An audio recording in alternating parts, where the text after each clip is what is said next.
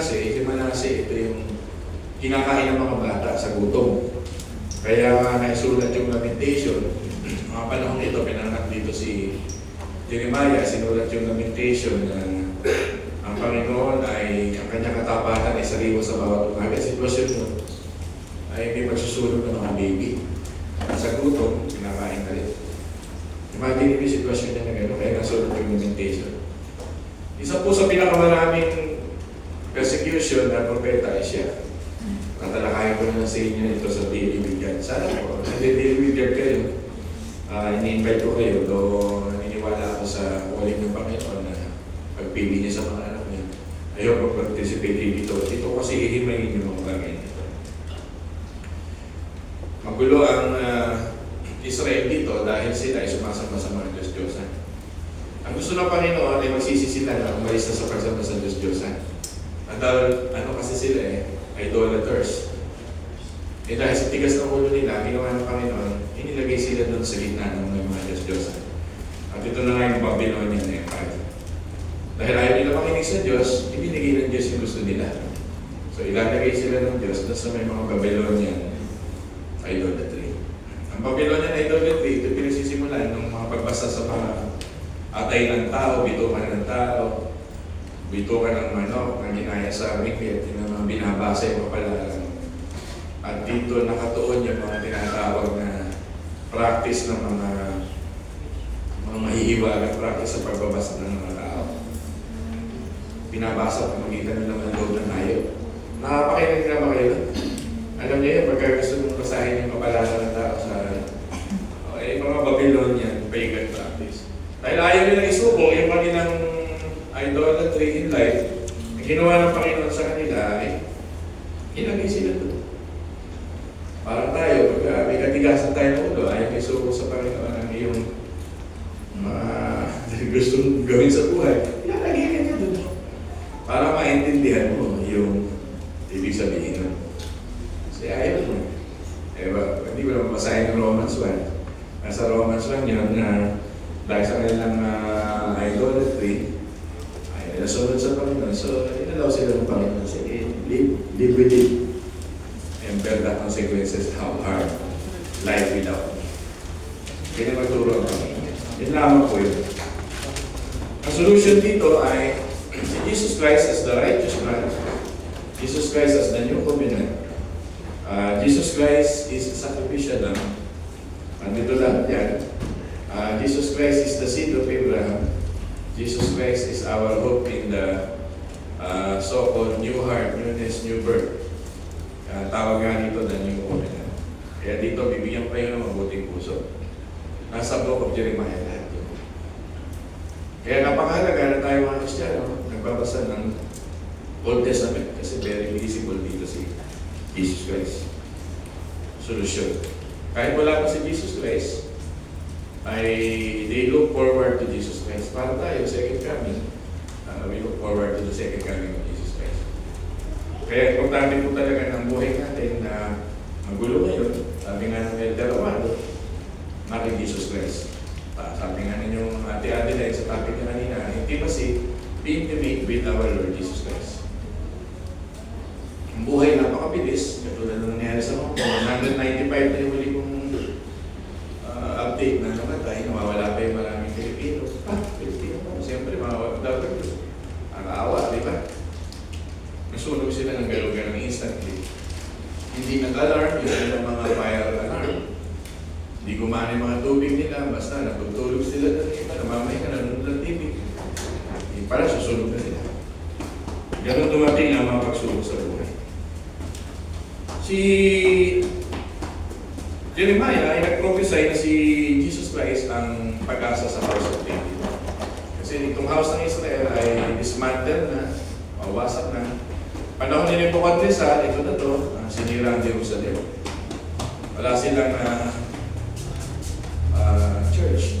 O gamitin na natin sabihin, wala silang gathering place. Desolated, durug-durug ang Jerusalem sa panahon ni Nebuchadnezzar.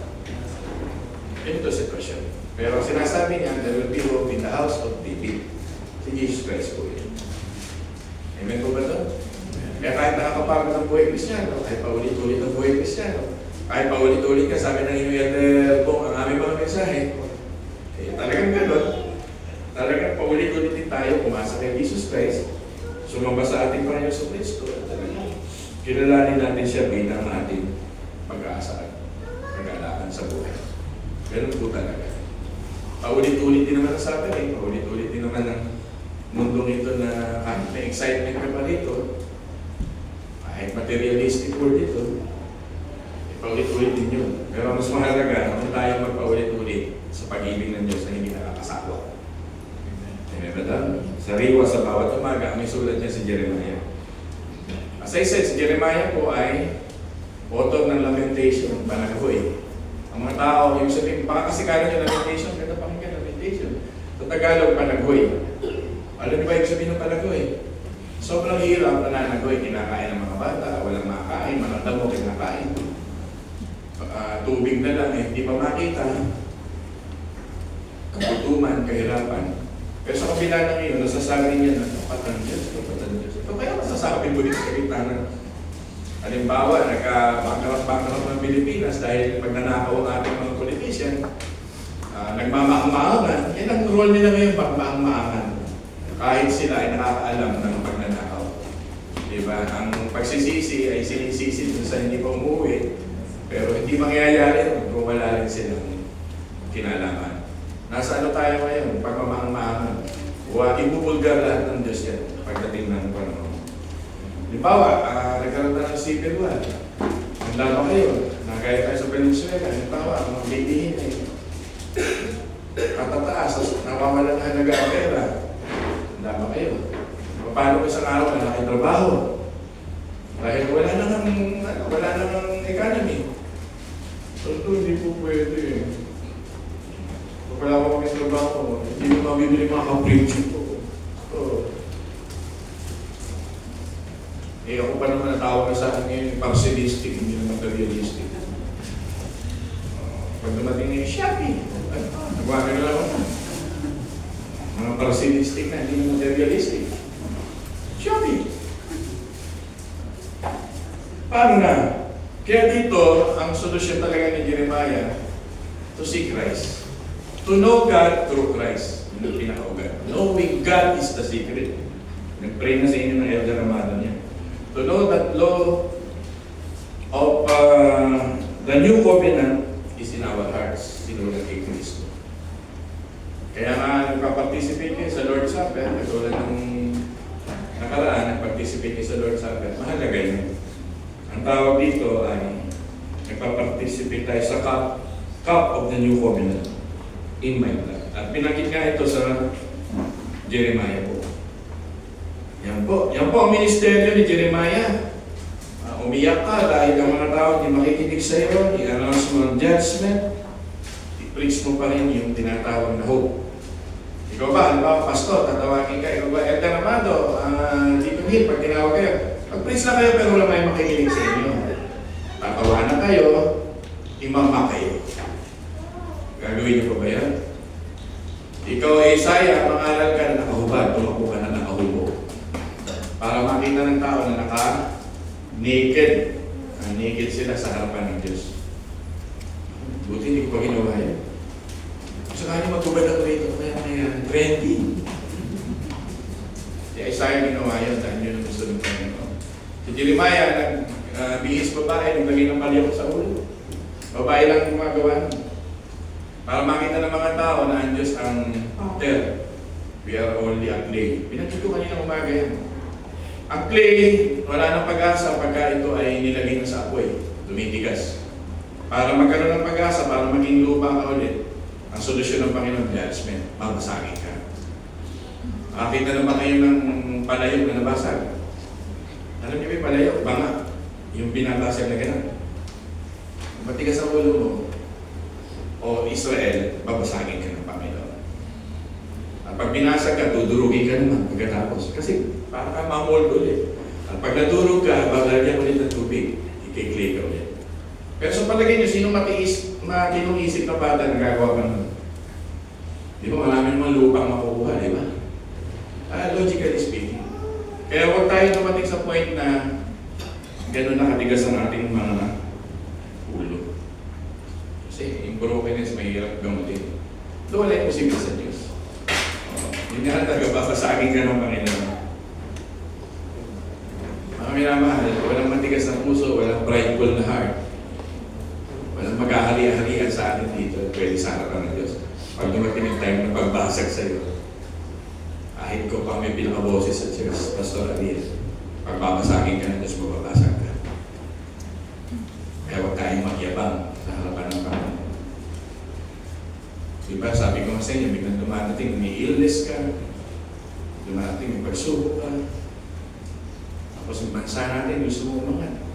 Agad na natin pinapanalangin, ayaw pa nga. Diba, kaya naunawaan ko, nag-W yung ating mga kapatiran because of the hardship of life. Katulad ni Jeremiah, Genesis 3:15, na mayroong proto-evangelium. Ibig sabihin, may the faces of the gospel. May gospel na rito. Kung nagno-notes kayo, nasa Jeremiah 31 verse 21 to 34. At yun po yun. Mga Jeremiah chapter 23 verses 5 to 6. Yan po yan. 40 years in preaching. Sabi ng Panginoon, mag-preach ka 40 years with the 5 kings. 5 hari ang dadaanan mo. Gawin mo lahat ng papagawa ko. Not only preaching. Gawin mo poetical. Nakakita pa kayo ng poetical, idadramatize mo yung gusto mo. Mabigat po yun, idadramatize yun. Halimbawa, ang isang healing ng mukha, huwag mong gagalawin for how many days. Isang healing ng mukha naman, haharap ka dun sa mga parang ang Diyos na ano sa inyo. May mga gano'n kasi sa Bible. Bigat nito, yung kanyang pinagdaanan. You will act upon your preaching. Iyaak mo. At ito po ay ginawa ni Jeremiah, wearing wet blanket sa panahon ng malamig. Basa yung kanyang blanket. Kasi nga, ang panahon ay sa harap ng Diyos ay doom and gloom. Kaya sa panahon ni Jeremiah, pagka naghihirap ka, ang tawag na sa tao, Jeremiah. Nabuo nila yung word na Jeremiah, ang larawan ng Jabez, parang Jabez. Ang ibig sabihin ng Jabez ay, preaching ko yan ng araw. Ang ibig sabihin ng Jabez ay, pain. Ang sabihin ng Jeremiah ay, manangis ka, mournful ka. Kaya nabuo yung salitang, pag naghihirap ang tao, ni Jeremiah ka. Dahil dito. Ganon yung kanilang kultura. Miserable man. Kaya ang tawag sa kanya, the witty, prophet. Nabasa lang natin, parang sarap ng buhay, propeta siya. Pero simula bata siya ng mga pastor, hindi ko na sabihin na hindi natapos ang kakaiyak na sa buhay. Pero kailangan niyang gampanan ang tawag ng Diyos sa kanya because he will understand God in much better way. Ito ang pact ng buhay, katotohanan ng buhay. So pag-usapan natin ang kanyang, as I said, yung method, ano? Ang methodology ng kanyang pagayag ng salita ng Diyos ay drama acted by his prophecies, poetry, writing. Ang nagsulat nito ay si Baruch. Gusto ba si Baruch ay si Jeremiah nagsasalita? Yung mga assistant nyo, ang tawag mo amanuensis. Didictate mo sa mga amanuensis. Gusto ba sa amanuensis? Parang si Dr. Luke. Parang historian. Manapapulo, sa pangaw sa 2 Timothy chapter 3. Si Luke ay kung ano yung iti-take notes niya na nagsasalita si Apostle Paul. Ganun din si Prophet Jeremiah. Ang may sinasabi ang Diyos sa kanya ay si Baruch ay nasa behind the scene na ministry pero without him, hindi natin mababasa ang Word of God. Yan po ang sitwasyon. And, preach ka. Pagpupunin ka. Ito pag-asa pa rin ng tao, preaching. Sa inyo na nangangaral, mga nangangaral, kahit walang makikinig, kahit tutulugan kayo, kahit walang gana mga tao sa inyo, still preach. Maraming churches ngayon, marami nang umayaw sa pagbabasa.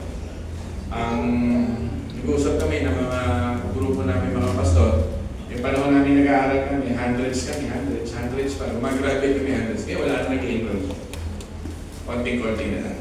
Bilang na sa daliri. At pabaksak na mga seminary, marami. Kasi nga online. At pag may inconvenient, resign. At maghahanap ng trabaho. So, our ministry now, pray for the ministry of the world. Alam niyo yung mga manggagawa, mga missionary, declining so fast. I hope tumawag ng Diyos sa panahon na baka ito sa Pilipinas dahil panahon ng mahirapan, panahon ng pagsubok natin politically.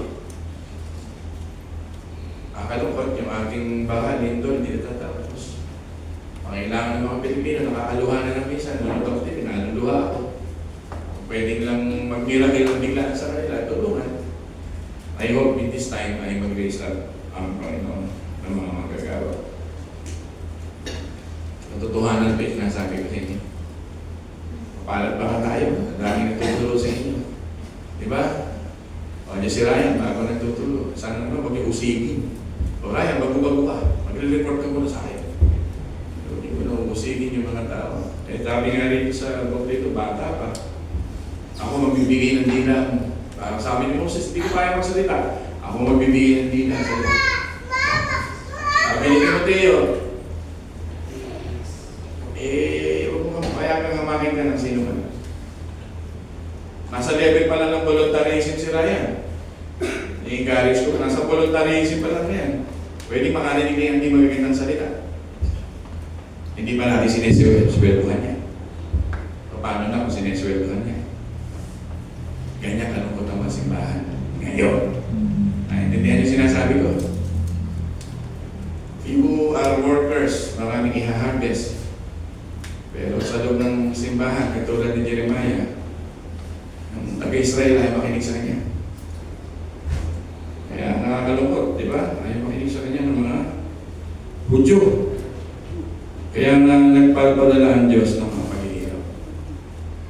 Kaya naghihirap din ng tao, nakakasakit din ng tao. Gusto ko sabihin ng salitang nakakaproblema rin ng tao. Anong dahilan?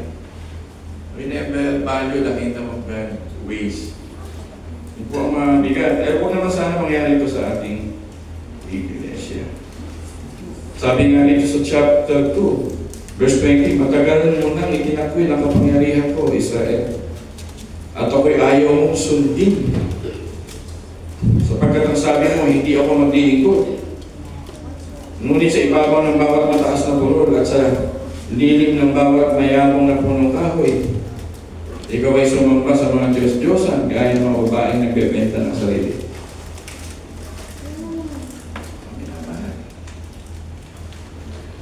Si Ryan niya, OJT pala, kasi nasa seminaryo yan eh.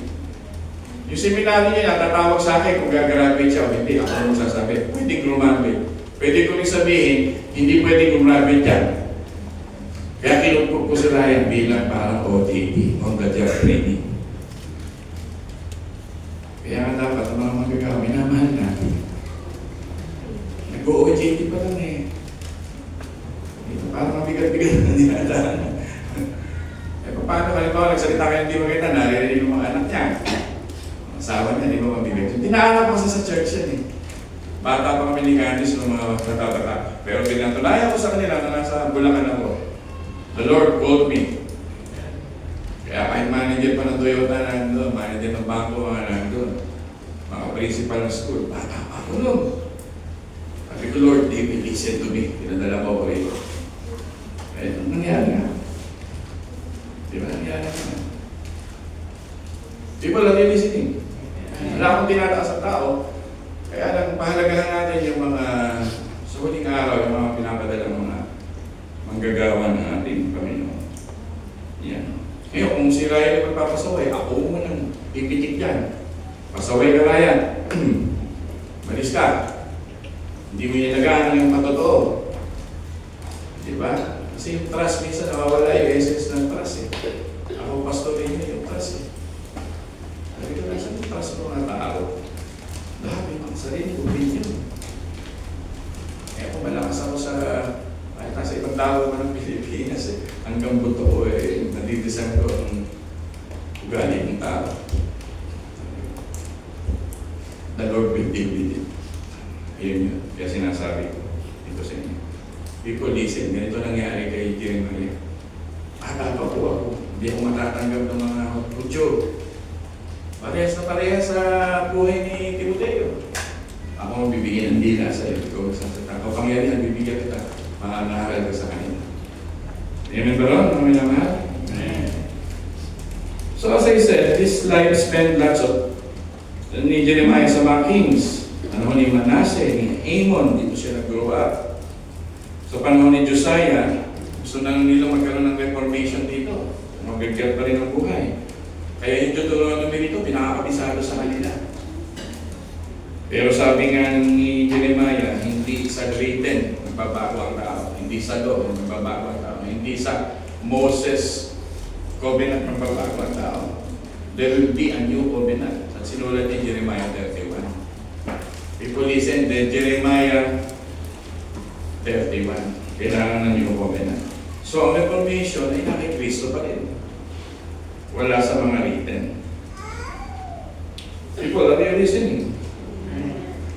Diba? The king did not change the people.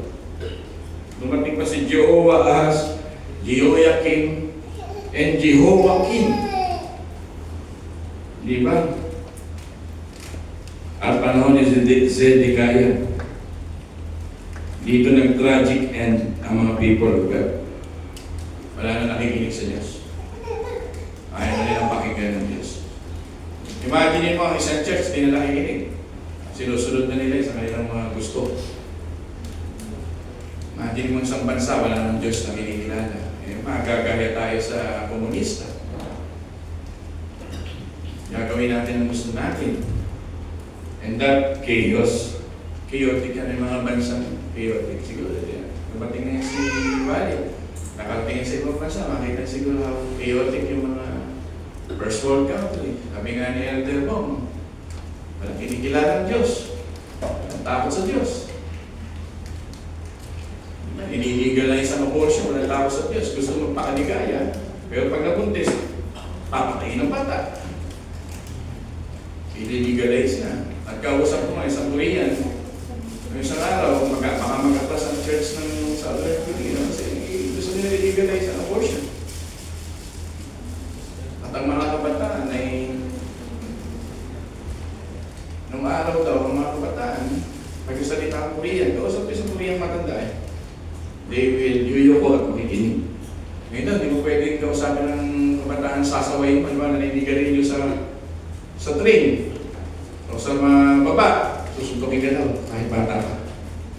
Di ba nung araw, pag may mga matatanda, sweet! Hindi niya ka na matanda. Anong pakiramdam mo? Pagka sinaway ka na matanda, no? Tatakot tayo! Sabi sa akin ni Grace, usap ko sa Korean. Ngayon kasubukan mo sa uwi ng isang Korean Gen Z. Sasapakin ka na. Bububugin ng isang matanda. Wala na silang respect.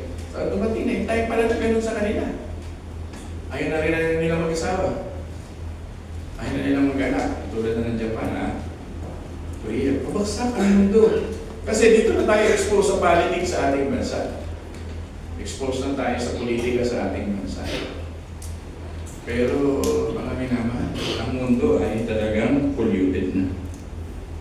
Kaya dito yung mga life lesson ni Jeremiah ay ang Diyos ang Father, Maker. He is dreaming for a reformation ng mga puso ng tao sa Jeremiah in the midst of this chaotic world. Ang clay, hindi mo nagre-respond yan. Sabi mo sa Diyos, itong gusto ko. Hindi. Tama ko ba? Pagka ikaw hinuhubog ng Diyos, meron ko bang may magagawa ka pag hinuhubog ka ng Diyos sa gusto niya? So, may tinatawag ng Diyos sa gusto. May magagawa ka pag may gusto ng Diyos sa iyo. May tanong ako sa iyo. Because He's the Master, ano to sa Tagalog yung gumagawa ng clay? Tagalog eh. Magpapaso. Magpapalayo.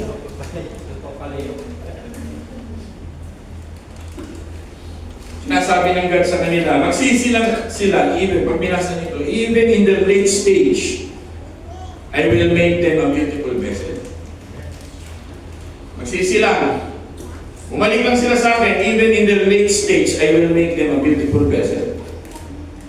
If they will repent, I will change them. May simbolika dito, gagawin mo parang assignment ninyo. Pag nagsisi sila, sabi ng Panginoon, magsisisi rin ako. Pero yung mami misinterpret na nagkasala ang Diyos, ibig lang sabihin dito, metaphorical figure of speech. Pag nagbago sila, sabi ng Panginoon, magbabago din ako. Doon ang Panginoon, di yan nagbabago. Ibig lang sabihin, reciprocal, language ng human being, pag mahal mo ang Panginoon, mahal ka ng Panginoon. Pag naglingkod ka sa Panginoon, i-reward ka ng Panginoon. So, dalawang meaning ng Jeremiah, pinakita ko kayo ng umaga.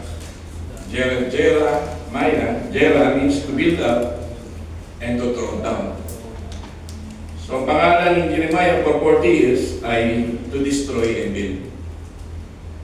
Kaya kung tayo, mga Kristiyano, talagang sasabit kay Kristo, minamahal natin ang Panginoon, nasusunod ang kanyang kalooban, listen, God will indeed reward us.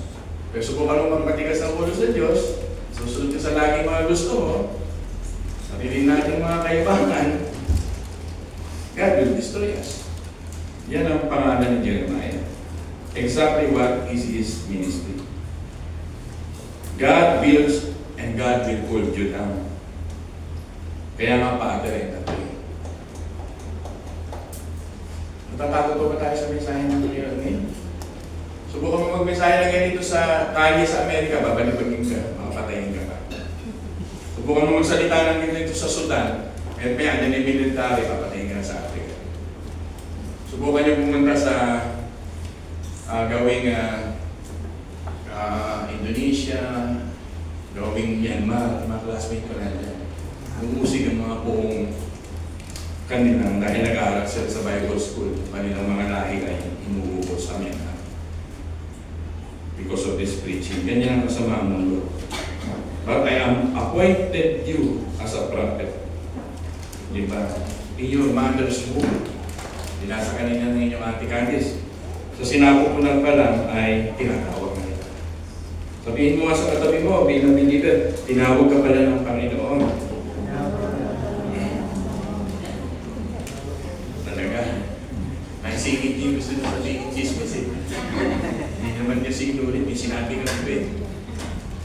Basta, ang paling naman ng mata mo, nakita mo, siyempre. Di ba? Yung ganun lang kasimple, di ba? So, the secret ay kailangan yung ministry niya, i-point out niya kay Jesus Christ. Lapit na po tayo kasi nag-overview lang ako ng isang buwan. Alam niyo po, si Jeremiah, middle age namatay na siya. Alam niyo kung bakit siya namatay na middle age kahit kasi nasa line siya ni Eli. Si Eli po may curse. Ang curse ni Eli, nadala rin dito. Natin pag-usapan yan, si Eli po curse na hindi tatagal sa old age. Mga middle age na mamamatay. Si Jeremiah, mabakang tinawag, pero sinagani po niya sa paglilingkod sa Diyos. He will not see old age. If you read it, Jeremiah, he will die on middle age. Pero sinasabi lang ni Diyos sa kanila, if you read Jeremiah, don't be afraid of their faces. Preach and don't be afraid of their faces. People listen, kayo mga nangangaral, Deacon Hill, Elder Amado, Elder Bong na nasa kabilang buhay, nasa kabilang bansa. God bless you there. Sabi rito, fearless preaching, don't be afraid of their faces. Maraming mga mangangaral ngayon takot mag-preach ng impyerno. Takot mag-preach ng rebuking preaching. Takot magsabi ng kasalanan ng tao. Takot tumingin dun sa mga may mga sinabi sa loob ng simbahan. Kaya compromise ang maraming mga manggagawa ngayon. Pero sabi ng Panginoon sa kanila dito, don't be afraid of their faces. Ibig sabihin, basta word of God, so sugar po sabihin. Pag-asa kasi ng tao, salita ng Diyos. Di ba lang listening? Binibigay sa atin Diyos ang pag-asa niya, salita ng Diyos. Hindi kung ayaw mo sa salita ng Diyos, paano pastor yan? Halimbawa, turo ka na turo, wala nakinig sa'yo. Hindi nakikinig po. Ano ng mga anghel? Ano isi-serve ng pastor? Wala namang magbabago, wala nakikinig sa'yo. Magsiserve yun ng judgment. Darating ang panahon, pag nasa buhay na walang hanggang kayo, tatanungin kayo doon. O bakit kita papapasukin? Hindi naman po nangaral si Pastor ng tungkol sa ganyan na. Hindi. Nangaral ako. Hindi ka lang nag-click. Wala kang panahon. Kasi nag-mobile legend ka kaysa makinig ka sa akin. Aray. Nagkukuryang telenovela ka kaysa makinig kay Pastor. Umaga, nagluluto ka na sa ana yan. Tindot na lang. Hindi mo ako nawawala ng pag-asa kahit makinig kayo o hindi eh. Because ang isa-serve nun, judgment. Kasi yung pangalan ni Jeremiah, destroy and build eh. Pero pagka ito ay sinasabuhay mo, napapanuto ka, naayos ka, pag simple pinapakinggan mo, it will edify you and build you up. Because the real audience is God. You can hear the real audience is God. Elder Armando, the real audience is God. Kaya kung nagpipreach kayo at may mga member na grow-rolling ang eyes, hindi kayo matanggap. Your audience is God. Preach well.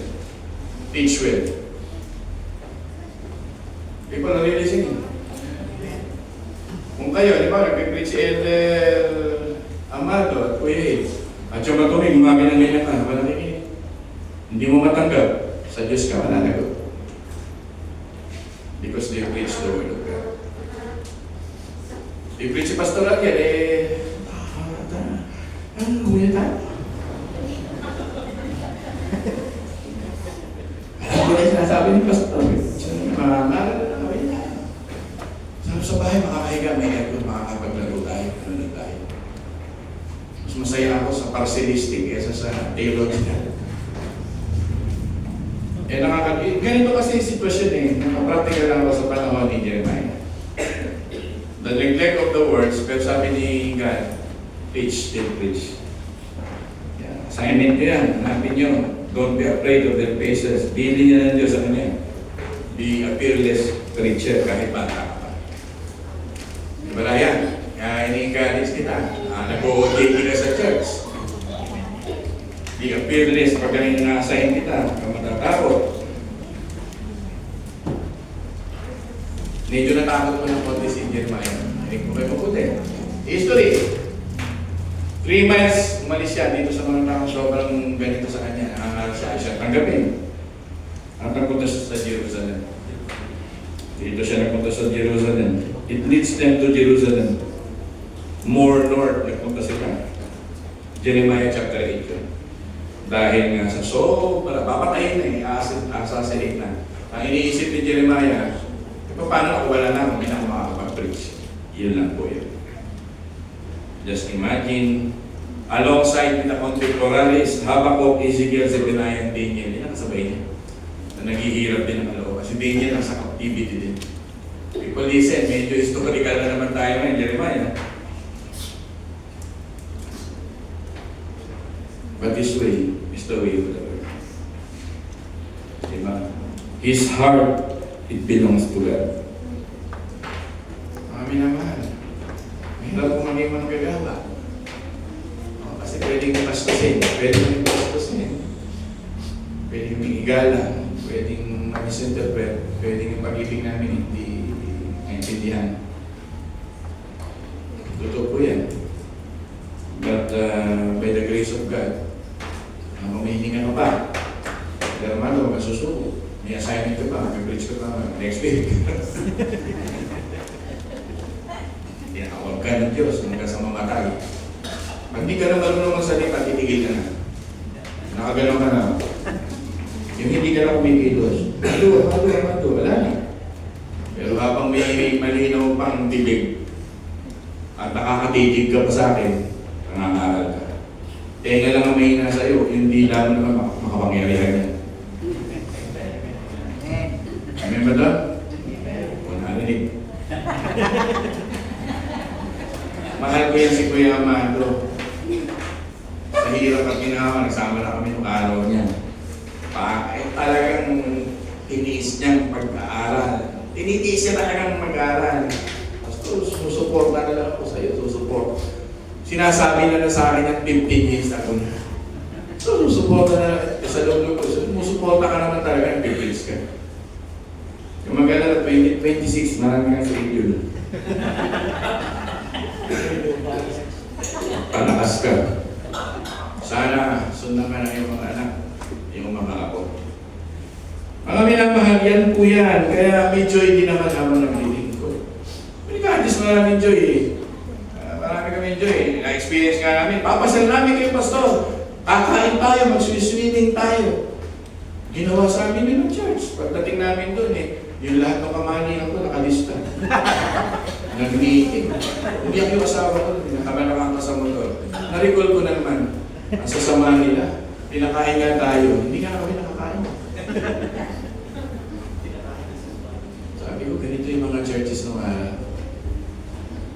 Nangyari rin sa akin dito yan. Buti wala na yung manggagawa ng aircon. Kasi mo sabihan naman ng every week, magre-report ka sa akin. Ginanyan ako doon. Sabi ko, hindi naman ito nag-aaral.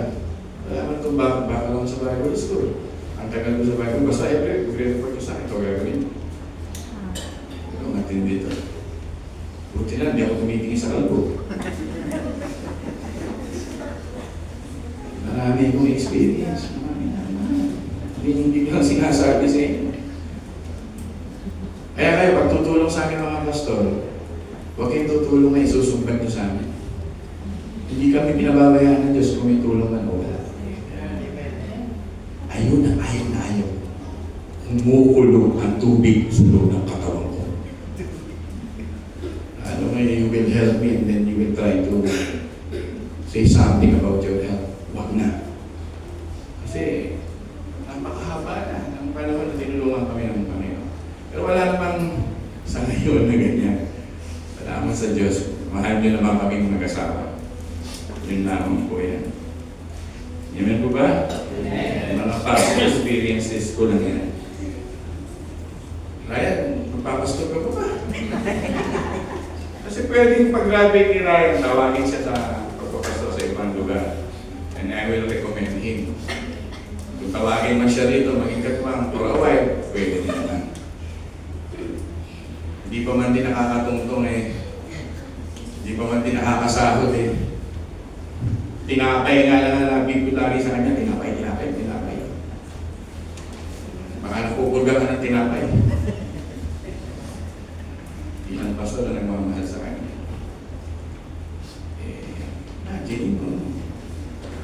Hindi ka pa man din nagpapabot ng help eh. Ikaw ba, hindi ko din naranasan ko yan.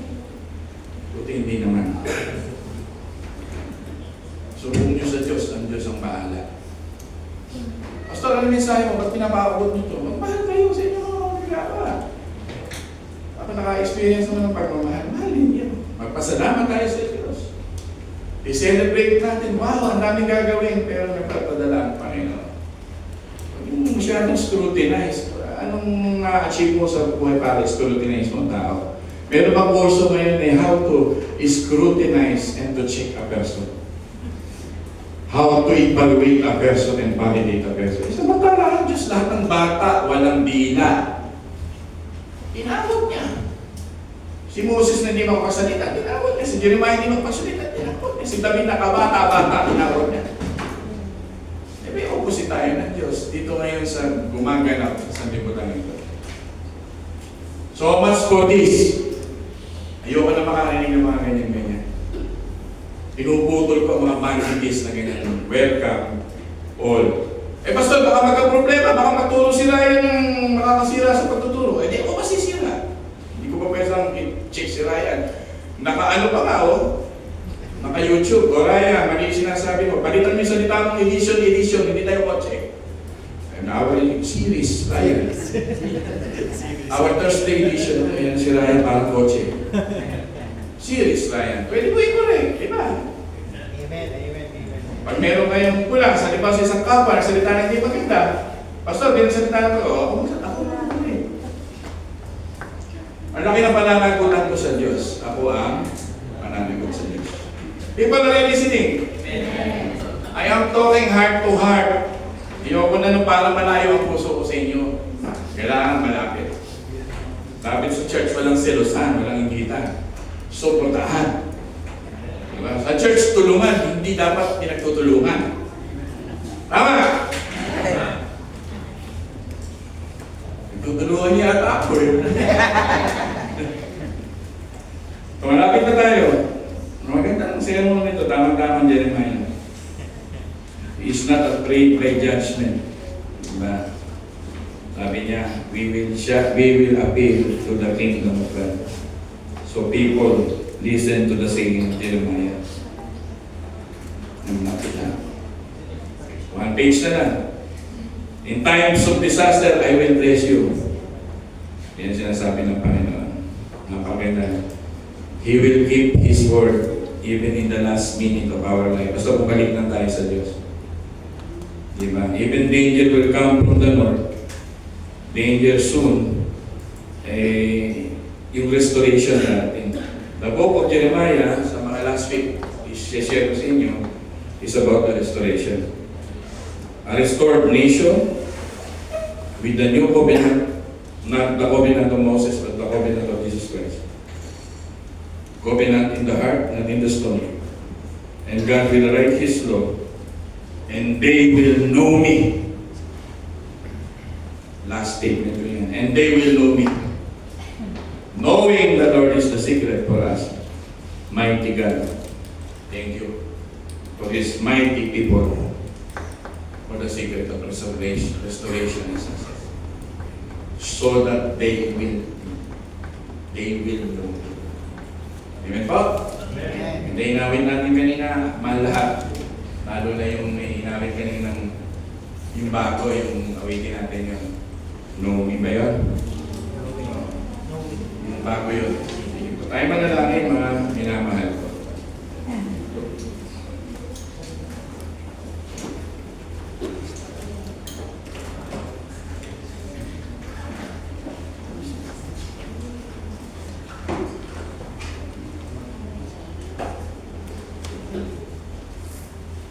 Panginoon, kita-kita po namin kung paano dumaan si Jeremiah sa hirap ng audience. Si Isaiah sa hirap ng may audience. Ang Panginoong Jesucristo, pinatay siya ng may audience siya. Si Esteban, na nangangaral siya, binato siya hanggang mamatay dahil sa audience. But they still preach. And their blood still speaks to us. And the message still speaks to us because Soli Deo Gloria, their main audience is you.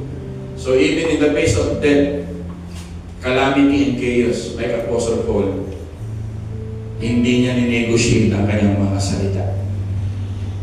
Fearless in the face of every faces ng human being. Mas nakakatakot ka, Panginoon, na kaya mong magdala ng kaluluwa sa impyerno. Ikaw ang kinakatakutan namin. Forgive us for being people pleaser. Hindi pwede sa simbahan Panginoon. Because we serve the main audience, which is God. And that God is the main person. Glory and praises belongs to Him, not to anyone else. Sana po matuto kami. Habang kumakanta kami, naglilinis kami, nagluluto kami sa simbahan, nangangaral kami, nag-i-encourage kami namin kapwa, may gagawin kami mga project para sa iyo. Help us to see the one audience who see everything, who reward everything, who made us to see what really matters in life. Panginoon, ang katotohanan ay nagaganap sa mga bagay na spiritual at nahayag ito sa aming iglesia. Kaya tulungan niyo kami, Panginoon, na maging mabuting tao sa aming kapwa. Mabait ang puso sa aming kapwa. Nagpapakumbabang mga puso sa aming kapwa. Tulungan mo kami maging mapagtiwala, Panginoon. Alisin niyo sa amin, Panginoon, ang mapaghinala ng puso. Alisin mo sa iglesia nito ang mapagdudang mga puso. Natatakot na mga puso, baka may mangyaring ganito. No, God, you will never leave us nor forsake us. Your track record from our church, from the start, from the beginning, going to 16 years, ay hindi mo kami iniwanan at pinagayaan. Kaya tulungan niyo kami, Panginoon Diyos, na laging sumamba faithfully. Ayaw namin kami maging mechanical, robotic, religious lang na pumunta at lumabas. Help us to be changed. A miracle that will happen to our kapwa ay maging mabuti lang kami sa kanila. Maging maayos lang kami sa kanila. Rather than speaking against sa aming mga kapwa, ay tulungan mo rin kami na ipag-pray tulad ni Jeremiah.